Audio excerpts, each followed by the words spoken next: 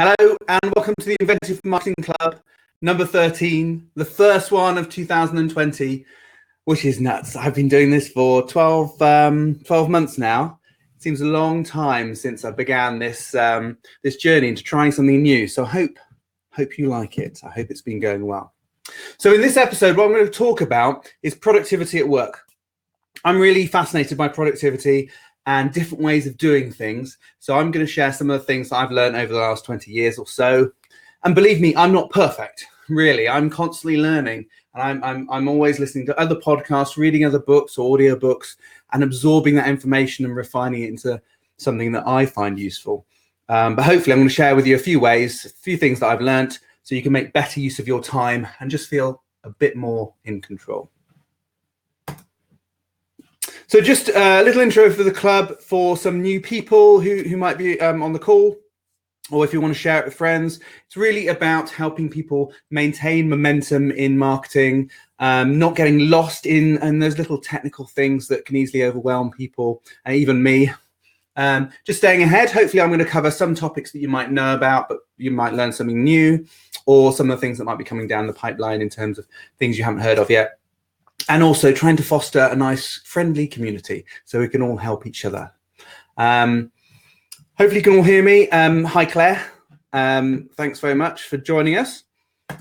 So moving on, a lot of you will know this, but now we've got a clubhouse where you can all visit and you can get access to every previous webinar in there.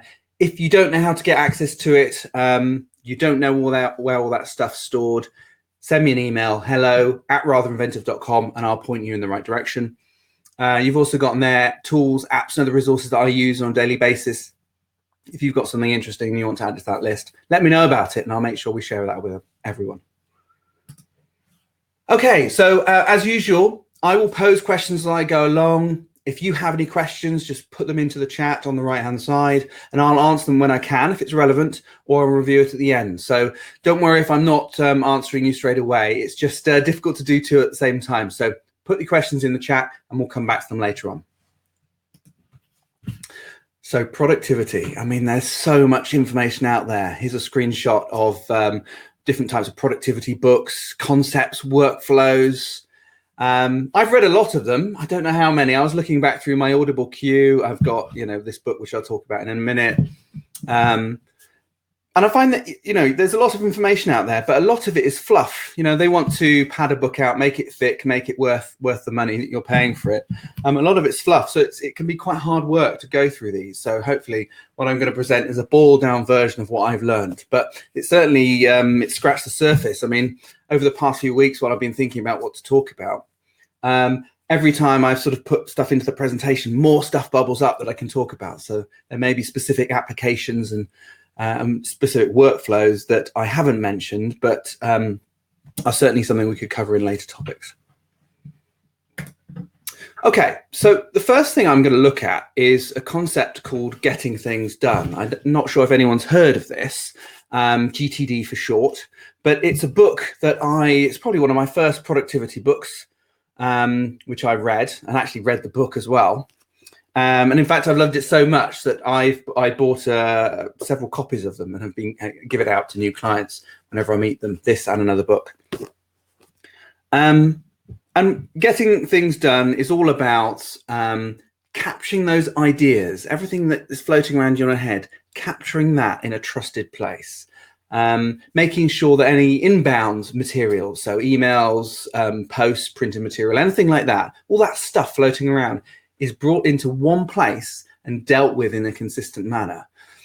And the reason I like this idea is my brain's always coming up with ideas, and I'm sure everyone's brain is, but it's then how do you deal with that? Because it can stop you sleeping, it can stop you focusing on what you should be focusing on. It can make you procrastinate with things. You can lose track because you're focused on one task and then a new idea pops in and then you hop onto that task. So having a way that you can calm that down a little bit and take control of those thoughts.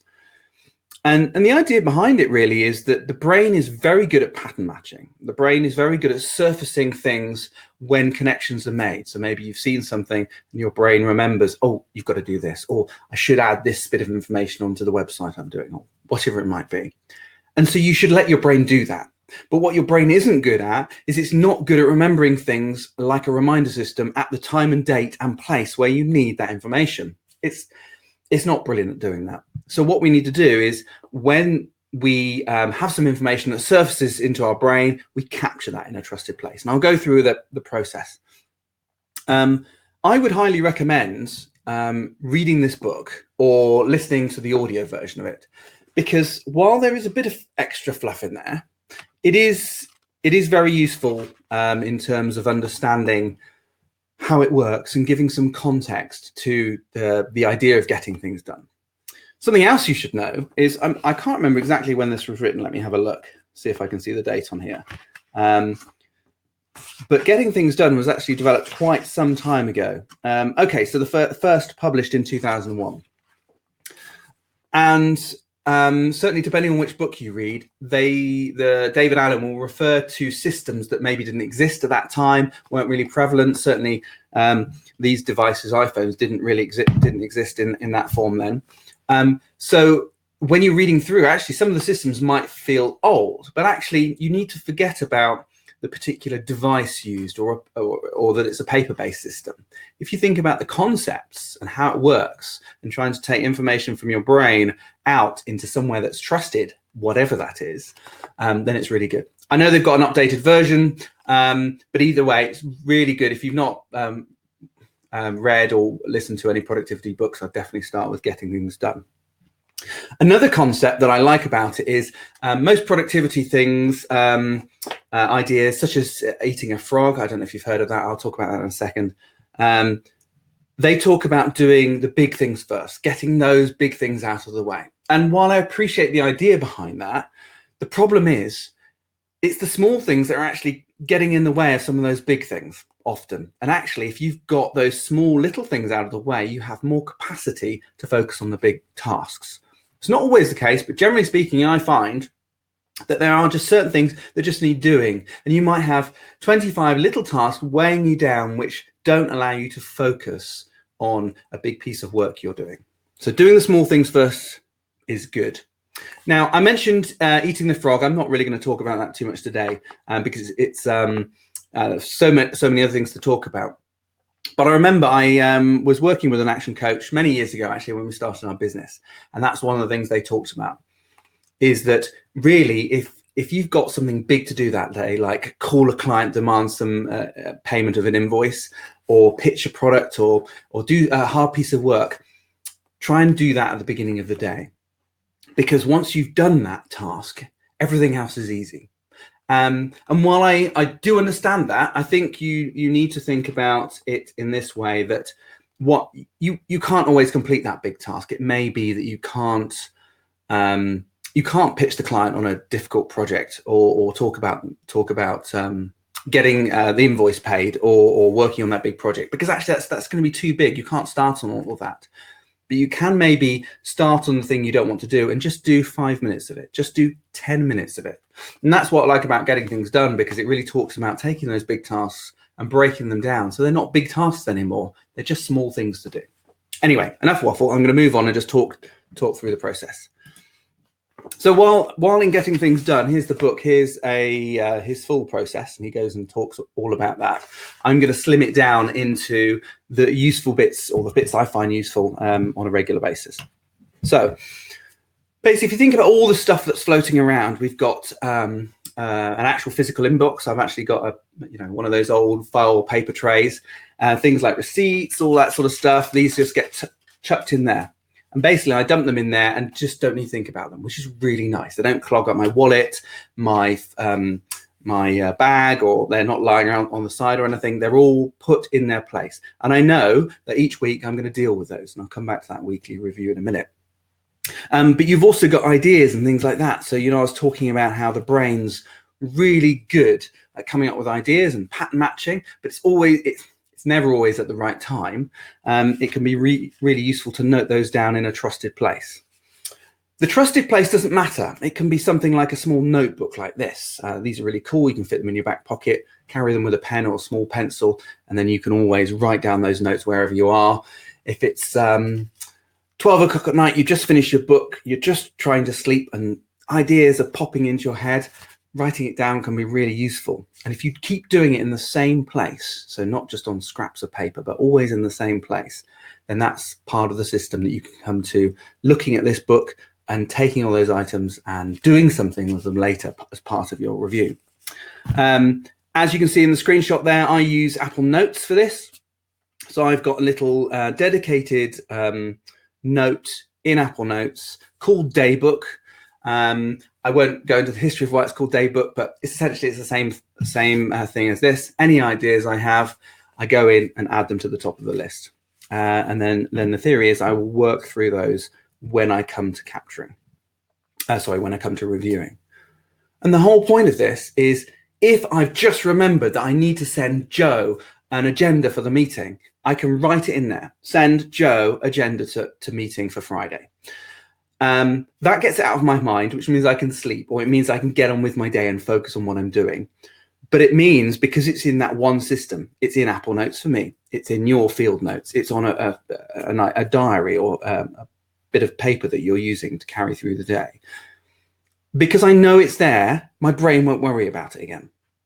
And while it took a little while to get into that habit, it actually does work really well. Certainly for me, it just takes a lot of those things away. And you may find that those little tasks, it might be that your brain's popped up, oh, have you done this? You write it down in your trusted place, and then you come to do your weekly review or your review, and you actually realize you have done it, but your brain was worried about it. But it's quite nice because you've taken that worry away, and you're making sure these things get done. So yeah, note down ideas, actions, and thoughts in that trusted place. That's the first thing that you should do, and make sure it's the same place. Don't use different places. It might work for you, but it doesn't work for me because you don't know where to look. It might be that you don't have your field notes book with you, or you don't know if you've got it in this notepad or that notepad, or is it in an email, or is it stored in a scrap of paper on my desk. Make sure it's a consistent place. That's really important. And for me, this whole process is useful because it stops my mind racing. It stops my mind thinking of things that don't need to be thought about. You know, when I'm going to sleep, I need to focus on sleep. When I'm working, I don't want to have little things running around. I want to focus on the task in hand. Now, I'm not perfect at this, but I think like anything, you should be practicing. Even if you're a top sports person, you're practicing at getting better all the time. And I think just start with capturing things in a known place and keep doing it until it becomes habit. And I think most of the things I'm going to talk about in terms of productivity are about habit. We've got bad habits. We've learned bad habits. You know, we're having to change how we work as people and sort of work in a very fast-paced environment, which we can do, but we've got to build good habits for doing that. Okay, so moving on, we've captured everything wherever it may be. We've got our in tray, we've got our field notes. We know where everything is. Actually, before I move on, if you are starting out, David Allen just recommends taking half a day to do that first capture, just to start thinking about everything. Walk through in your mind, through the house, through your business, through your clients. And as you do that, write things down on your app in your trusted space. Write them down. And as you do that, more thoughts will come up. And that's the nice thing about doing it, sort of frees more thoughts to come through. Do that first, and then once you've got into the flow of that, you won't need to do that again. It'll be something that you'll do on a regular basis. Okay. So once you've done that, you've captured everything, you should process that on a regular basis. Now, this is called an inbox. It could be that once you've got your field notes and your inbox of paper, your filing cabinet, you just need to go through everything, and you need to clear it to 0, ideally. Again, I'm not perfect at this. Now, what do I mean by that? I mean taking each item that you've written down and doing something with it. And the idea is you can either do it if it's going to take you less than 2 minutes. So if it's a quick job, just do it, because it actually might take you longer than 2 minutes to find where to file it, write it down, and make sure you're going to do it. You can delegate it. I mean, that's a really good one. If you know there's someone better who can do that for you, whether an employee or a contractor, then that's the next step. You want to delegate that task to someone else, or delete it, get rid of it. I mean, have a hard look at it and say, do I need to deal with this person who's replying to me? Are they just a spammer who's pitching me an idea?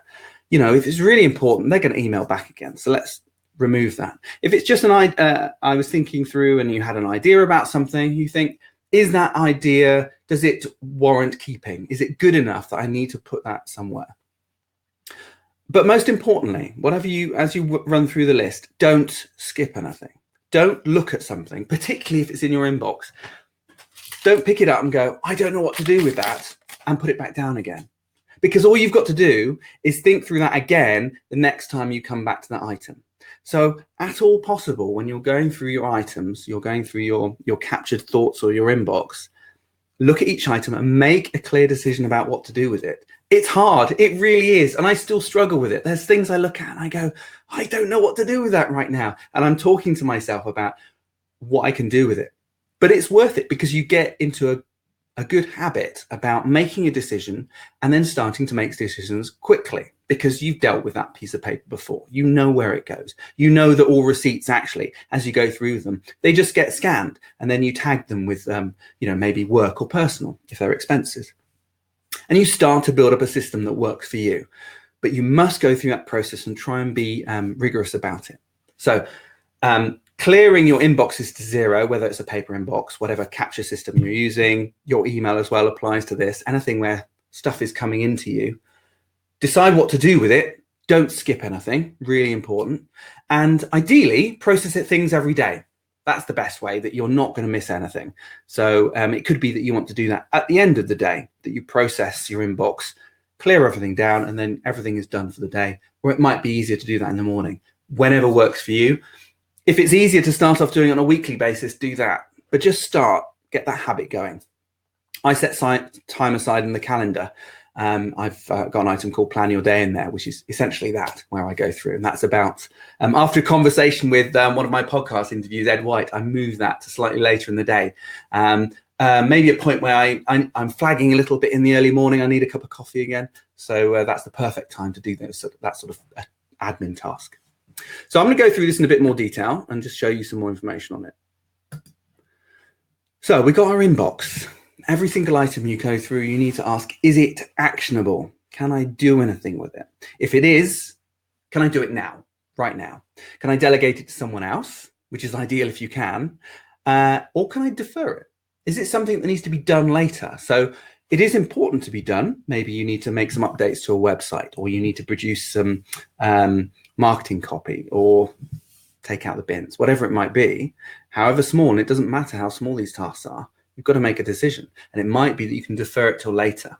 And so you can put it in a place which is going to remind you to do that later. So you could use a reminders app. You could put it in a project and add that to the calendar. Doesn't really matter. You can find the system that works for you, but you must, if it's actionable and you can do something about it, you either do it there and then, you give it to someone else to do, or you defer it and put a time to do it later.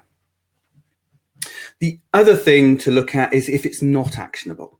So if you can't do anything about it right now, do you need it? And if you don't, delete it, get rid of it. Really, just don't keep it. Just get it out of your life, delete it. If it's really that important, someone's going to email you again.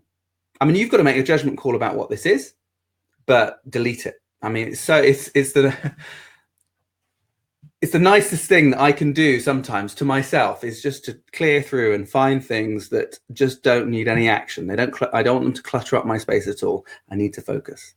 But other things in this area, if it's not actionable, maybe it's reference material. So maybe someone has sent you a logo for a client website you're making, but you don't really need it right now, but it just needs to go in the resources file.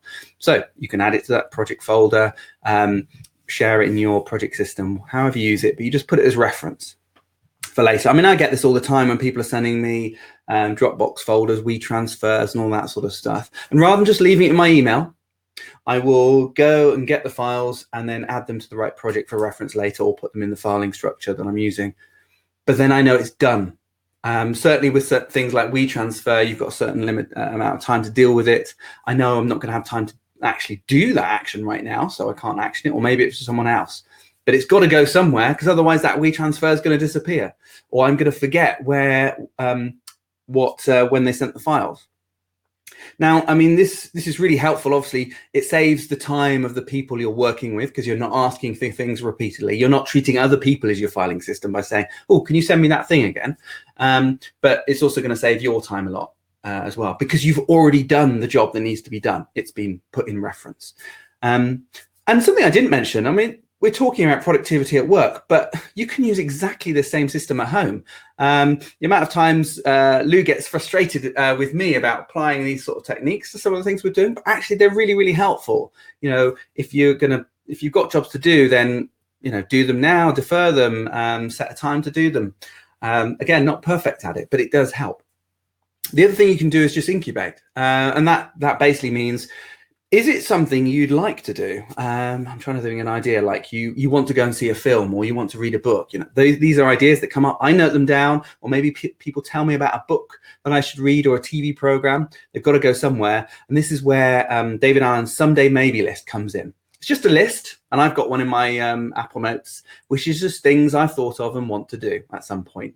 And I know that maybe if I've got an idle day, or I've just got some time, I can just flick through that list and see if there's anything interesting that I can do off that list. But from my brain's point of view, it's been taken out and put somewhere that I know I'll revisit it later. Particularly good, actually, if you've got something like ideas. You know, I come up with lots of ideas for this marketing club. They've got to go somewhere, so they tend to go in a little Someday Maybe list for directly on the project. I can put stuff there straight away, which is really nice. And the whole point of doing this is, it's hard at first, but over time it becomes easier, because your brain knows exactly what to do, and you become faster at knowing where to file things. So practice certainly makes perfect.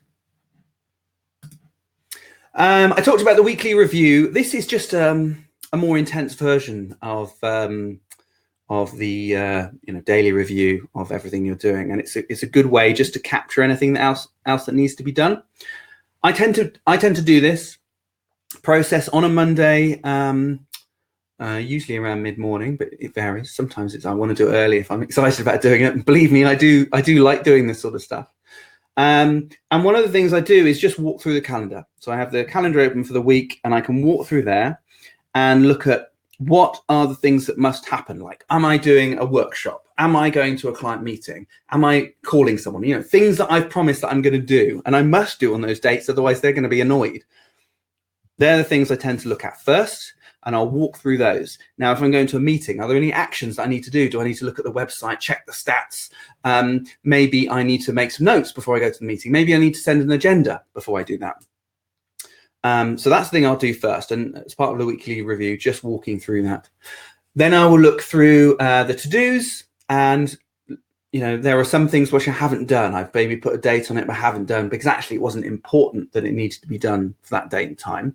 And so I prioritized, and I've decided to do something else instead. So I'll be walking through those and rescheduling them if necessary, ticking them off if actually I forgot to do that sort of thing. So you're basically looking through your system to see what's coming ahead. And if you've got more time available, look to this next week, maybe even to the whole month ahead, and start thinking ahead and planning things. Again, it's hard initially, and you'll find, God, this is a lot of time to spend planning something, but it pays you back. And I'll give you a little example about how this works from a shopping point of view for me. I like cooking. And one of the things I like to do is to think about what we're going to eat for the week, or you know, the next few days from now, and plan that in. I really like to go through and say, right, we're going to eat this, and have some chicken, and then we were going to maybe try a veggie meal, whatever it might be. And these are the days we're going to do it on. And then on that, I've got the ingredients, and I can go through and add that to the shopping list as well. And it means when Lou goes into town, she's got a list to work from that she can just run down that list and just buy everything on that, plus anything else that she needs to get as well. The nice thing about that is I've done the thinking in advance. So whether Lou or I are doing the shopping, we don't need to think about what we're eating. We just run through the list. Now, I don't know how Lou feels about this, but I certainly love that, because I can't think when I'm in the shop. And I will just either probably not buy enough, which is usual, or I'll buy too much. So having maybe 20 minutes to think about what we're going to eat, plan everything, means actually we can really focus on just buying the food we need, so we're not going to have waste, and we can have everything we want to make delicious meals. It's exactly the same with this. You're just spending this, I spend about maybe an hour and a half to 2 hours on it, going through everything, thinking everything through. So when I do come to that meeting, I'm prepared. I'm not feeling so rushed. Now, your mileage may vary on this. I find it really useful, and it's certainly worth spending the time on it, because it does pay back. And you just don't feel as rushed and stressed when you come to these events. They're not a surprise because you already know they're there. Hopefully you've prepared in advance, and it all works. So yes, weekly review, looking through everything that you've got in the calendar, looking through any actions, and basically clearing everything down and consolidating everything back where it should be. And obviously, by doing that, you're going to come up with new ideas that you put into your trusted capture system. So just a question I'm going to pose, but answer it in the comments, is how do you manage tasks? Do you like this system? Does it sound like a good idea? Do you do GTD already? Do you do something similar? What systems do you use? In order to manage all of these tasks, obviously I've told you about the iPhone, where I used to capture everything, the actual paper. I'm pointing down there. There is a paper in tray. I'm not going to show it to you because it will uncover some of the mess on the desk. But we use Basecamp. So once I'm capturing everything, I actually use Basecamp for scheduling the calendar and to-dos, and that allows me to put everything in projects, and it's in one place. So I'm not getting different bits of information in different systems. It's all in one place, which makes it easier for me to look through. So, but if there's any systems that you use, do let me know in the notes. I'd love to hear about them. Okay, if you are wanting to try GTD, definitely get the book. It's definitely worth listening to, and I'll get the audiobook if you prefer that sort of thing. It's just easier to take in. But a free way you can start off is through this really interesting podcast that GTD have. And it's good even if you don't do GTD. I've got the link there on gettingthingsdone.com. What this is, it's a podcast that has been made out of conversations David Allen has, the writer of the book, with other people who are either doing GTD, working through systems, or he's talking about it at conferences. So it's a variety of all the stuff that he does, and they've taken little segments of it and they put it out as a podcast. And I'm subscribed to that. I find that very interesting and useful, even if it's going back to the basics of GTD, because it's that nice refresher, little reminder about systems that you haven't been doing recently. Just before we move on, Claire, you mentioned you've been using Trello recently. Yeah, I like Trello. I like the way it positions the columns, and you can have different projects, and each one of those has a sort of almost working or to do, doing and done type columns. It's quite nice, very visual. It's one thing Basecamp lacks, actually, is that visual overview of what's going on. But I just I can find it gets a bit cluttered in terms of Trello. With the amount of stuff I've got on, I've probably got 100 tasks with my name on it at the moment, and in Trello that would just be absolutely nuts, especially if you're working with other people. So having a way to sort of scope that down helps me a lot. But yes, so you've mentioned using Trello, having lots of boards. Yeah, it's very helpful. It's a good system, and it's free, definitely.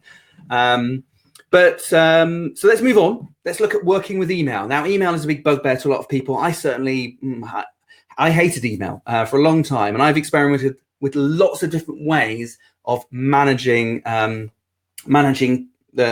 stuff that comes in, you know, from filing everything very discreetly to different projects to what I do now, which is just archive everything and using search to find it, which is much better. I've settled on that. I've probably been doing that for the last 9 years. I've tried everything else, and it's just felt like a waste of time. But really, with email, I'm all about archiving emails. You know, going through that GTD process. When you look at your email, processing everything, dealing with it, and then closing your email. And then, you know, even if you want to check it every hour, that's fine. But make sure you go through it. Don't just look at what's in there and not deal with it. Go through them. What can you do with them? Can you action it? Can you copy and paste it? Can you file it? I mean, obviously, if you're really busy and you're just checking if there's anything in there that's important to deal with, then fine, don't deal with it. But ideally, if you can deal with things on your weekly review or on a daily basis, go through your email and make sure you action them. But once it's dealt with, unless you're deleting it, archive it. I I would highly recommend not using any filing system in email at all, and just archiving it, which basically means taking that email out of the inbox and putting it in an all mailbox or an archive mailbox, just one place. And the reason for that is I find that you just spend too long thinking about where to file it. And it just, most of the time, people overfile. They'll try and split things down and put them into such a discrete filing system. It takes them too long to file. So, and most of the time, you just need to get it back later if someone's speaking about it, or you just want to reply to an email. So I'd really advocate, if you can at all do that, if it's possible within the way that you work and the team you work, don't think about filing any email at all within the email program. If it needs to be filed, print it out as a PDF and file it with the filing system. I copy and paste text from the emails into Basecamp, as many of my clients will know. They'll send me an email, copy, paste text, reply to it in Basecamp, get rid of the email. Email to me is just an inbox where people can send me anything they like. That's all it is. It's not a resource. But for some important things, I do save them, but I'll archive them. So they're out of the way, but they're there just in case I need them. And then you can use search. I'll show you in a second, but most email tools have search in them. Apple's pretty good at that. Gmail's very good at search. And usually, if you think about how your emails well, then you'll be able to find them. And that comes on to my next point, is when you're sending an email to someone, use a clear subject line of what it's about. And the reason for that is, if you think about how you're going to find it later, then it's going to make your job a lot easier. The amount of emails I get, and no judgment, but please don't do this, where it just says website or help ! Or what your thoughts on this. It's the most frustrating thing in the world when people send me emails like that, because that's no good from an indexing point of view later on. Or if I'm just, even if you do use your emails and you look back through your sent items, it takes you a lot longer to find out what that email was about. Much better to, when you're sending an email to someone saying, updated content for new company website. That's better. It might be more specific, like your thoughts on our new content plan. That's better. Just spend a little bit more time on that subject line now, because it's going to benefit not only you when you're coming to search for it later on, but also the other person. I will often, if I don't like the subject line when I'm replying, I will change the subject line or leave the subject line as it is and add more information to it so I can find it later. I'm just doing that for me. But really, when you think about email, try and think about yourself in the future, or your recipient in the future, and think about them finding it. So make sure you can put content in that subject line. It saves so much time. It really does. It's unbelievable how much time that has saved me. Only include people you need to see it. Now, I don't work with a lot of big businesses where this is a real problem, but if you can at all avoid just forwarding emails onto people and including people on there where they don't need to see it. I know we're talking about productivity for at work for us, but it's nice to think about other people and their productivity. And if you cannot include someone on something, then it's going to be better for them. It's not always possible. Sometimes you just need to keep people in the loop, and that's fine. But if they don't need to know anything about it, then I wouldn't include people. Or maybe use other tools like Basecamp or Trello.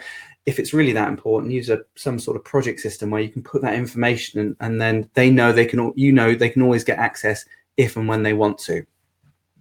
So yes, not including people if they don't need to. And I think aligned with that is not just forwarding things on to people, saying, what do you think about this? Expecting them to find the relevant information in the forward thread that's 10 forwards below.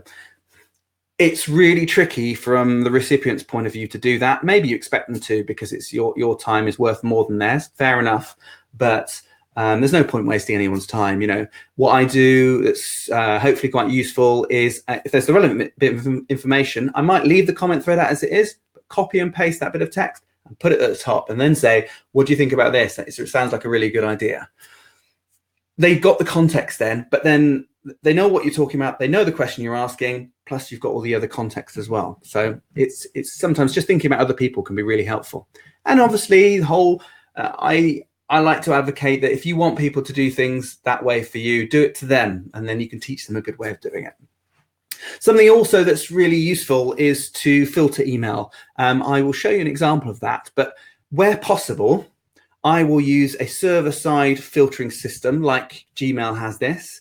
If you run your own Exchange server, I think you can do filters in that too, from what I remember.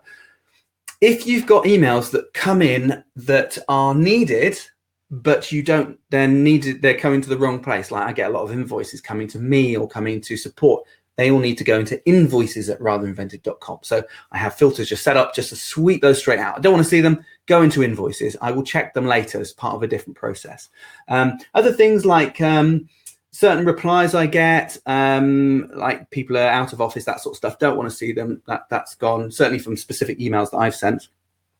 Various other notifications that come through that can't turn off, filter them away. It's really worth thinking about. If you're receiving an email that either someone else needs to get or you don't need to see, but you might want to keep it for reference, use filters to do that. So a few questions that come through. Here's one from Nikki. You are a list fanatic. Yeah, I love lists too. Use a daybook for work. So similar to me then. Do you weekly shopping list after you've created a weekly menu on the same sheet of paper so we limit waste? Yeah, I love that idea. It's actually quite an enjoyable process to go through and do that for me. I start then looking forward to what we're going to eat. The boys are asking me, oh, what we're going to have for dinner this day. I know, and I'm excited to tell them. I don't know, maybe I'm a bit geeky about this, but it sounds like you are too, Nikki. You unsubscribe from lots of emails that are no longer relevant to me this year. You know what? I didn't mention that on here, but that's a really good tip. If you get email that you no longer want or read, even if it's from a friend or, you know, if you get our email and you don't read it, unsubscribe. Really, I don't want you getting that sort of email. And it's such a good advice to unsubscribe from emails that you don't need anymore, shopping emails, things that are trying to sell you stuff. It's not rude at all. They're wasting your time. They're filling your inbox. You know, be like someone just spamming letters at you all day. It's not very nice. So that's a really good tip.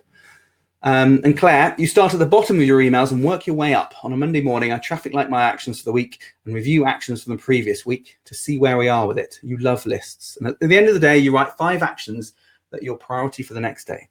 That's really good. I find that difficult to think, you know, I work right up until 5 o'clock and then I stop. I just don't have that sort of buffer necessarily at the end. I would like to. So it's really nice that you have that. And, you know, if that helps you feel more sane for the next day, that's brilliant. I like the idea of 5 actions because you can always think about key things that you need to do to get on with the day. I tend to do that in the morning. So the boys have gone to school. I'll come in a little bit before 9 o'clock and do it then.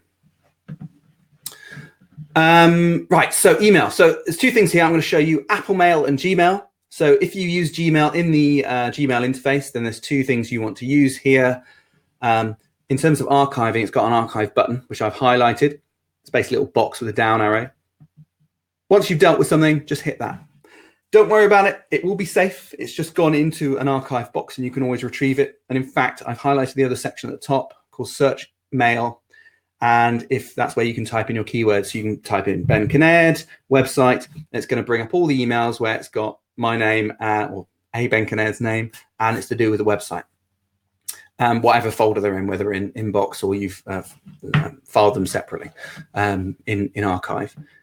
Exactly the same with mail on the Mac. There is a little archive button. So as you are going through each email, you can press archive and it will do exactly the same thing. It goes into all mail folder and then that is searchable in the interface.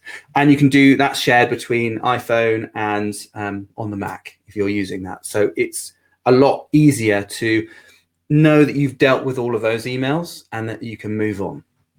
Now, Claire, you said that you kind of use your email like a task list. I mean, I don't advocate that, but I have other systems where I can put all that email. But if that works for you, you know, if you're able to clear through and then say what's left in there is your task list, then happy days. I mean, the reason I can't do it that way is because people keep dropping more email in the top and my mind wants to deal with them. So I have to just close the email and move on. But, you know, more power to you if you can work with it like that. So yeah, Gmail and Macmail or mail.app are really good ways which have the archive feature, and you can search in there. I was looking at ways of how you can do that in Outlook, but I don't use Outlook on a regular basis, certainly the newer one. So I'm not quite sure about how that works out. But definitely experiment with that. You can certainly, I've seen some ways where you can set up an all mailbox, and you can then move mails into that and then set up a shortcut to move mails in. So you can achieve the same effect. Our email is backed by Gmail. So we've got like a G Suite account. So really it's Gmail powering that. And what I like about it is the filters, because all of the filters work on the server immediately. So I never see an email unless I want to. It's all being dealt with here. And there's a few examples here, like if I get PayPal notifications through, I just want that to skip the inbox, be stored, but go and be saved in my all mail. What else have we got here? Out of offices. I'm just not interested in out of offices, at least most of them. Anything. I've got Inventive workshops, please moderate. That's for, if you've got a WordPress site and you get moderation coming through and you can't get rid of them, then you can put actions and filters in. Really super useful. I mean, the amount of things, certainly invoices that come through and just get funneled into the right place and I can deal with later. It's nice. I don't know how I deal with that otherwise. Before I move on, Claire's also mentioned about start thinking about it on your way home or way in. Actually, that's a really good point, to use that potentially dead time to think through your day. I actually do that, Claire, on my dog walk. So Poppy, our Labrador, gets me, I talk to her every day about what I'm going to do, things that I need to focus on, and so on like that. And it's actually really useful. That half hour, 40 minutes, walking around, gets the blood pumping. It's a really good way of just having that focus. Poor Poppy, yeah, indeed. she gets all of my conversation. She's very good about it. So the next thing I'm going to talk about is default diary. Now, I have a feeling this idea I got from an action coach, Simon Williams, I was working with, but I'm not sure. But I'll credit it to him nonetheless. So really, the idea of a default diary is to block out time that you're going to do, you're going to deal with. And also, if you're working with other people, make sure they can see that, so they can see what time you've blocked out. The best way to describe this is just to show you. So this is an example of my calendar. Well, this is my calendar where I've removed other stuff that, calls and other things that need to happen. And you can just see default diary stuff. I've got two colors there. I don't know if I need two colors, but I have, just for it's easier to see what's going on. The key thing in there is to plan the day. Now, I was talking about reviewing your all of your actions, anything that you've captured, and doing it on a regular basis. That's where I do it and plan the day. I will go through that. And I used to have that at about 9:30 to 10 o'clock. But I was having a conversation with someone else. We were talking about a bit about productivity and how we work together. And he was saying that actually he does his slightly later when he's going for, when it's coffee time, basically. And I said, I'll give that a go. And actually that's worked quite nicely for me, because what I tend to do is in the morning, that's when I'm best, really. That's when I've got the most energy and focus for certain particularly hard jobs. So I need to do those first thing. If I've got something specific I need to do, like this morning I had some finishing touches to this presentation, I need to do that straight away. And I need to focus on doing that straight away, because if I don't, I'll get lured into other things. There's so many other things that can be done. So got to focus. So you leave that time to focus on stuff at the beginning of the day. Then you can pull back and plan other things that need to happen. So there are those two. I've also got lunch in there as well. And this seems really silly. How, Ben, how are you going to forget lunch? Well, if you get busy, it's very easy to plan a call or a meeting over that lunch period. And then I just forget to have lunch, and I look up and suddenly it's 3 or 4 o'clock and I haven't had lunch. And the problem with not having lunch is that you need that energy to feed your brain. If you don't have that, you're not going to perform as effectively. So I've put that in every day of the week, and I only take it out when I'm on holiday, because it means that I will plan around it. I've got my AM and my PM, and I plan between those 2 points. And where possible, I try not to cross that lunch threshold. You notice I've got it in there for half an hour, but I actually leave a space of an hour. So I've got a bit of a gap there. That is really useful. I mean, it may seem silly, but it's a really useful thing for me. And then around that, I've got the other items. So I've got incubator follow-ups. Incubator are leads to me. So it's anything where I'm talking to people about a potential project. And that could be something where it's just that initial lead prospect, just tentatively emailing them, having conversations all the way through and until they say yes and pay my deposit and so on, and we engage in a project. So I dedicate time to working through those incubators. So that is where I go into that specific list in Basecamp, and I will work through my next actions. One thing I didn't mention, actually, next actions. I can't remember if this is in getting things done, but I've definitely spoken to other friends about this. One of the useful things I do is to, let's say I've just had a conversation with a prospect. I've taken a list of notes. That all goes against their to-do list in Incubator. But what do I do next? What is the next thing I need to do? Do I need to just review their website again and get some more feedback? Do I need to create a quote? Do I need to call some other contracts that I'm working with to get some brief them on it? What's the next action? So I write down all of my list and I put NA, next action, and then quote, or quote so-and-so for this, or send quote to whatever it might be. But actually thinking about what that next action is for pretty much everything I'm doing. Some people who work with me may have seen this in tasks that are a bit bigger than just doing it in one go, that I'll do something, I'll write what I've done, then put NA, this is the next thing. So useful, super useful. So actually, that's what I'll do. I'll look through all my next actions in Incubator, whether call back people, send them emails, send them information, do the quotes. That's what I'll try and do during that period of time. Then I've got my weekly review. As I say, I've got about 2 hours there. May end sooner, may take a little bit longer, but actually I really enjoy that. Monday is a really good day for just clearing through and going through stuff. Love it.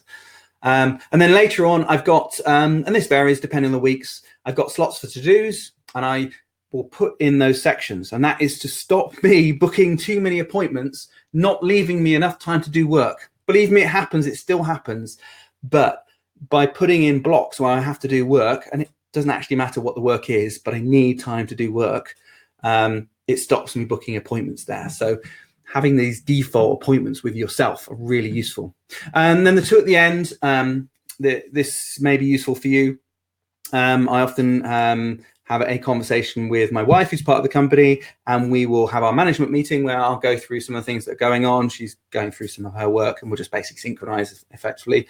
It sounds very romantic. Might go for breakfast, that sort of thing. But effectively, that is a pre-book session that we're having every single week. And if we don't need it, I can just delete it out there. But it means, again, I'm not putting stuff in the way. And then business development in the afternoon. The reason I've got it in the afternoon is I usually feel a little bit more lethargic in the afternoon, and actually business development is just doing the little things that need moving the business forward. Say maybe developments to the website, research into something that we want to do, thinking about a new presentation that I want to roll out, that sort of thing. It doesn't require a huge amount of brain power necessarily, and it's something nice to do at the end of the week to sort of soften and ease off into the weekend. So however you plan your week, it doesn't really matter, but definitely, if you can, put in these very much fixed dates with yourself or certain appointments that you are going to do, because if nothing else, it stops you overbooking your time, which is crucial. And talking about time, something that's really important is not to let people steal time from you. People can do it so many different ways. I was talking about emails earlier, where people will just forward an email to you and say, what do you think of this? And then you've got to find out what they're actually talking about. And that might require a few emails back and forth, waste their time, waste your time. Another thing that can waste time is long meetings. Now, I have a lot of meetings, and my meetings might be long, but we try and do something in them. So they're not just about talking. We'll actually go and do something. We'll write a plan. We'll do the work, whatever it might be. It's not just talk. If it's just going to be a meeting where you have decisions, keep them short. Aim for half an hour, 20 minutes if you can, and try not to think of them as needing a long meeting. And if people are requesting meetings with you, try and keep those short. Unless you're getting paid for that meeting, try and keep them short, because it wastes everyone's time. Unless you particularly enjoy it. Sometimes a meeting can turn into a catch-up, in which case that's different. You've got 20 minutes for the meeting, stop the meeting. Then you have cake, you have lunch, whatever it might be, and then you enjoy that catch-up time, and it's social time and it's different. But keep meetings short, and certainly request short meetings if you can. Another thing that's valuable is to turn off notifications. I mean, as much as I love this iPhone, if it pinged all the time with stuff, people who've liked my posts on social media, or friends on WhatsApp and that sort of stuff, it would drive me nuts, because I'm very much drawn to something that's shiny and flashing at the time. So I have to use all of this to stop being drawn into it. So if you're at all like that and you find notifications a pain and difficult to deal with, just turn them off. Really, you don't need them. When you do look at your phone, all your notifications will be there. They won't have gone away. The only ones that I keep on are text messages. So if you want to get a hold of me and you've got my mobile, text me, because it will come through. I don't shut those off. Or phone me. I mean, that's the best way. If it's urgent, phone. I will know. And if I've got time, I'll drop what I'm doing and speak to you. So it's definitely worth turning off notifications unless it's absolutely useful to you. Even stuff like Basecamp we use all the time, but I've turned off all notifications, all email notifications, everything from my phone, because I've built up a habit that I'm going to be going to Basecamp on a daily basis, maybe multiple times a day, and I will see those notifications. Claire has mentioned also turning off notifications is a great idea, and you did it 2 years ago, and it's bliss. Yes, absolute bliss. It really is nice. And I think for anything I've missed, I can't actually think of anything I've missed that would have been an issue. Generally people can wait a short amount of time, and if it's important, just call. The other thing we've got here is to plan time for social media, and I would say that with anything, just planning in time for anything that you need to do, like social media, which can be a bit of a distraction.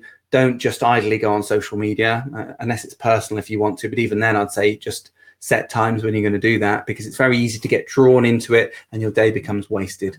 So plan time for social media, email, anything like that. Now, something that's really useful is to think like a lazy programmer. Now, a good programmer, I think, is a lazy programmer. Don't write things twice. Don't repeat yourself. If you are commonly writing bits of text back to people and it's the same thing all the time, you need to find a way of doing that on a repetitive basis, where you're not having to think about what to write. So templates and stuff like that will help. It saves time and it reduces mistakes. I'll give you two examples of things that I use to help this. One is on a Mac. If you go into System Preferences, go into the keyboard section, and under the little text tab, you can put in common bits of text that you want to be expanded out to full text. So, for example, if I type BKPH and then space or enter, then it will expand out into my phone number. BKSig, same thing, just a little bit longer.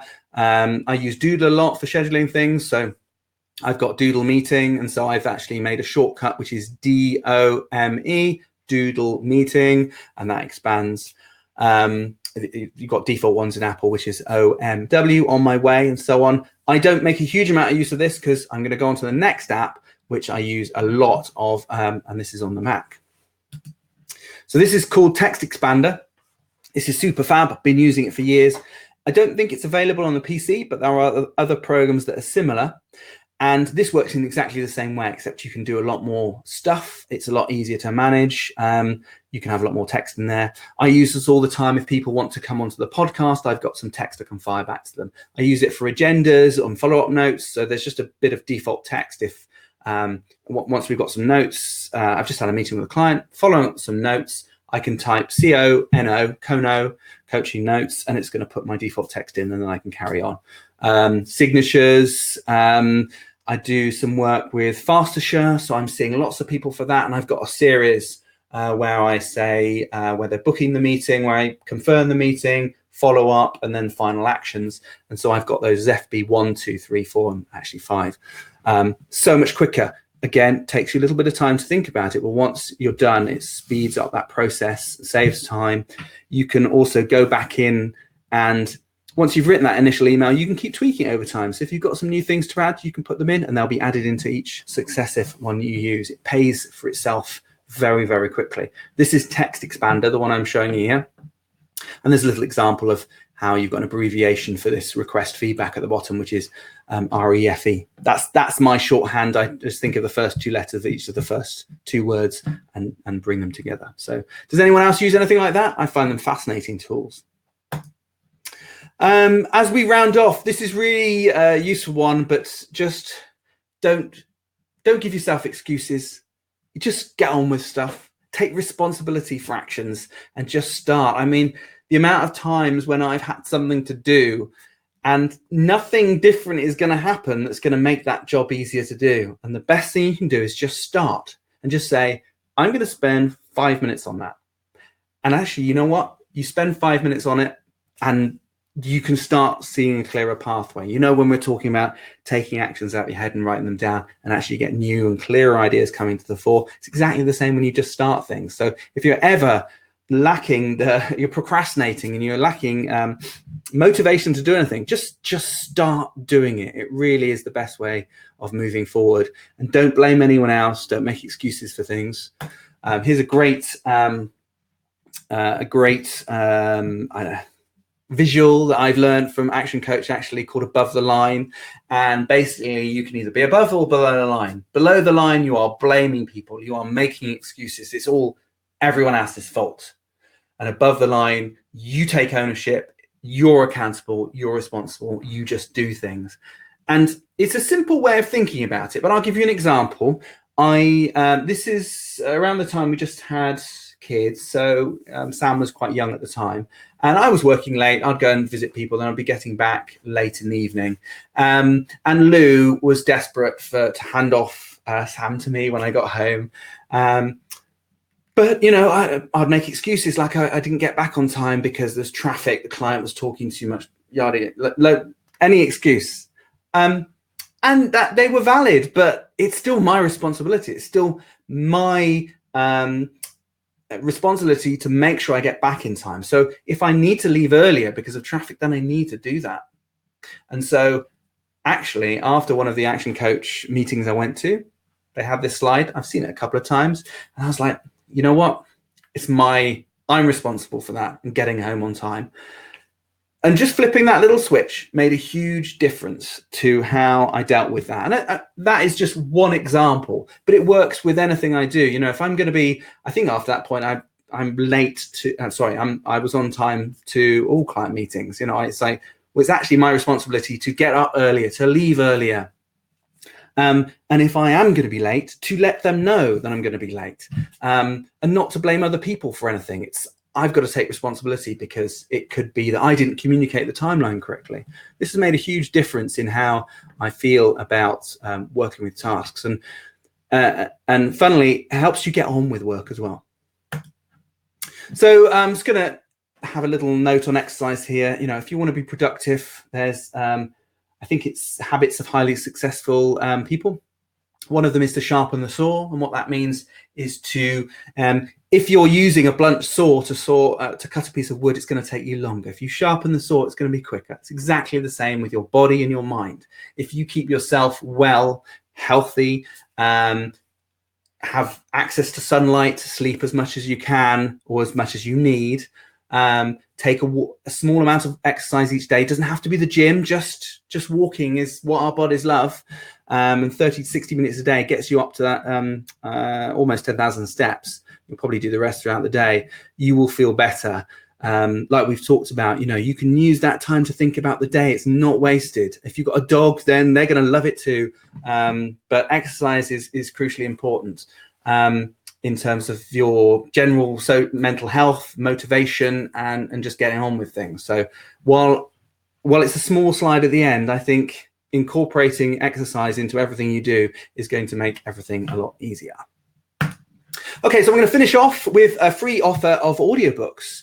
I don't actually have the audiobook of Getting Things Done, which is a shame. I must have just read it on here so many times. But I do have several others which I recommend in terms of productivity. One is Rework. That's by the people who've made Basecamp. The other is The Dip by Seth Godin, which is a little bit about productivity in so much that it's thinking about don't take on tasks that you can't achieve, and if you're going to take on a task, bloody well do it. Is my way of looking at that. So that's The Dip by Seth Godin. It's really good. 4-Hour Work Week, you've probably heard of that. That's really useful in terms of just how you think of an idea and outsource it to other people. And then Sprint by Google Ventures, and that's got some, it's all about developing ideas really quickly, but there's some good techniques in there. If you want any of those audiobooks, I can share them with you. I've got them on Audible, and if I share them with you, if you haven't got the book already and you haven't got a free book off me already, then you can have that completely for free. So just ping me on the IMC Basecamp and which book you want, and I will get you a copy of that. Finally, commit to an action. What are you going to do? What have you? Is there a little tidbit that you've learned that I've brought up? Hopefully you're all doing this sort of stuff anyway, but maybe there's one thing that you've picked up and you're going to try and implement that or do that over the next 30 days. If there is, let me know in the comments. I'd really like to hear about that. A Q&A. I don't think we've got time for questions. I either time it just perfectly, so we always finish an hour. So I don't have any more questions than we've put in to the chat already. But so I'm sorry about that. And maybe we'll have to have another forum for questions. In fact, if you do have any questions out of this, feel free to put them into the related message in Basecamp. I'm happy to answer them afterwards. So picking the next topic, got a few listed here. I've got setting up a Google ad, producing client testimonial videos, how we make our podcast, that'd be quite interesting to dive into, and an advanced WordPress layout in blocks, HTML and CSS. That could be quite fun. So what I'm going to do is, have I got the right one here? Let's see if I can get the right poll. This one. So I'm just adding a poll. Do you click on what you are interested in seeing? It'd be quite, and then I'll go with the majority. So click on what you want to do there. Otherwise, I'm going to pick one. So I'm going to pick the one I like. If you aren't a club member, if you've been invited in for a taster session or you're just checking this out remotely, then hopefully you've enjoyed it. Hopefully you've got something out of it. We do this every single month. It's on the 4th Tuesday of each month.